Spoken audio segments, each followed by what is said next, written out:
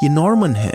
Norman एक एनिमेट्रॉनिक puppet है और मैं आपको विश्वास दिलाता हूँ वह हमेशा से इतने बदहाल नहीं दिखते थे। नॉर्मन की कहानी लगभग 20 साल पहले शुरू होती है।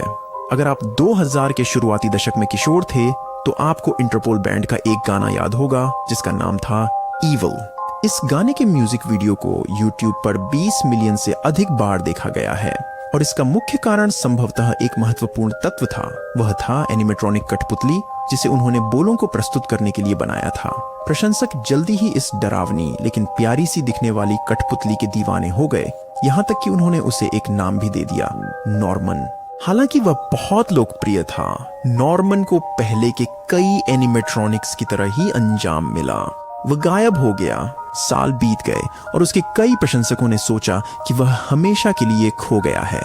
फिर 2014 में iCollector.com पर एक सूची पोस्ट की गई जिसका नाम था म्यूजिक वीडियो से एनिमेट्रॉनिक क्रीपी गूल पपेट, और 10 साल खोए रहने के बाद वह नॉर्मन था और वह भयानक लग रहा था, एक डरावनी फिल्म से सीधे बाहर निकला हुआ भयानक। उसके चेहरे पर फोम की त्वचा फटी हुई और रंग बदल चुकी थी, आंखें अब पीली और उसके सिर से बाहर उभरी हुई थीं। फोटो में यह भी दिखा कि कठपुतली की एक टांग, उसका दाहिना हाथ और सिर अलग हो रहे थे।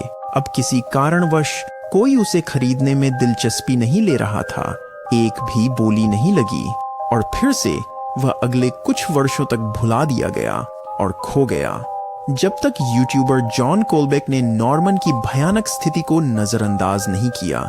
जॉन और उसके वफादार प्रशंसक कठपुतली को प्राप्त करने के लिए दृढ़ थे। व्यापक लोगों के बीच चर्चा और सूक्ष्म ऑनलाइन जांच के माध्यम से उन्होंने अंततः उसे ढूंढ लिया। जॉन ने उस कठपुतली को फेसबुक पर एक प्रॉप कलेक्टर से खरीदा और उस दिसंबर में नॉर्मन आ गया। अब जॉन को पता था कि कठपुतली की हालत खराब थी, थोड़ा घायल होगा, लेकिन उन्हें पूरी तरह से नॉर्मन की स्थिति का अंदाजा तभी हुआ जब वह बॉक्स से बाहर आया। वास्तव में काफी डरावना है। जॉन के अनुसार उसे यह अंदाजा नहीं था कि नॉर्मन ने इस हालत में पहुंचने के लिए क्या क्या झेला होगा। उसका कहना है कि संभवतः उस कठपुतली की जिंदगी में कोई देखभाल नहीं की गई। जॉन और उसके प्रशंसक नॉर्मन को फिर से वैसे ही रूप में लाने के लिए दृढ़ संकल्प थे जैसा कि सभी उसे याद करते थे। उसने नॉर्मन बैक टू नॉर्मल नामक एक गोफंडमी अभियान शुरू किया और $3000 जुटा लिए। तब से कंपनी लूना के पपेट्स नॉर्मन की मरम्मत के लिए जिम्मेदार रही है। जॉन ने YouTube और Instagram पर इस प्रक्रिया की कुछ झलकियां दिखाईं और 24 मार्च 2022 को उन्होंने एक वीडियो पोस्ट किया जिसका शीर्षक था नॉर्मन इज फुली रिस्टोर्ड। लगभग 2 दशकों के बाद नॉर्मन फिर से अपने पुराने रूप में लौट आया, यह साबित करते हुए कि इतने वर्षों के बाद भी उसे कभी सच में नहीं भुलाया गया था।